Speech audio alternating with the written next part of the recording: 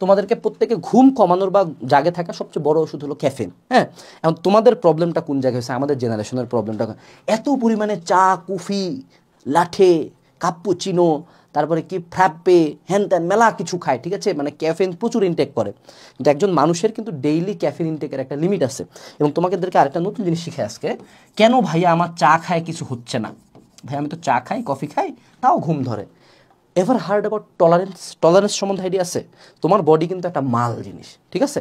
ধরো তোমার আমি প্রতিদিন দুপুরবেলা যে এখানে ঘুষি মারবো, হ্যাঁ, এমনি 1 বছর মারার পরে আমার ঘুষিতে তোমার এখানে লাগবে না, কারণ বডি এখানে রিইনফোর্সমেন্ট দিয়ে দেয়, বডি সব কিছুর সাথে মানায় নেয়। সো তুমি যে ধরো সে টু সে তুমি প্রতিদিন 5 কাপ করে কফি খাও, প্রতি কফির কাপে 20 মিলিগ্রামস করে আসছে, সো পার ডে তুমি 100 মিলিগ্রামস ক্যাফেইন দিচ্ছ তোমার বডিকে, ধরে নিলাম। অ্যাট সাম পয়েন্ট তোমার বডি 100 মিলিগ্রাম ক্যাফেইনে বেস লাইন করে নেবে। এটা কি? এবার তোমার বেস লাইন সেট হয়েছে কোথায়? যে তোমার বডি এখন 100 mg-তে ইউজ টু। সো নেক্সটে যখন তুমি এবার 100 mg দিছো, এবার তোমার ঠিকই আবার ঘুম ধরতেছে। সো এবার কী করবা? তুমি বেস লাইন আরও বাড়াবা, এবার 150-তে যাবে, এবারে বডি তোমার আবার 150-তে ইউজ টু হবে। দেন অ্যাট সাম পয়েন্ট এটা 150 থেকে 200-ও যেতে পারে, 400 হলে কিন্তু মরেই যাবা, ঠিক আছে?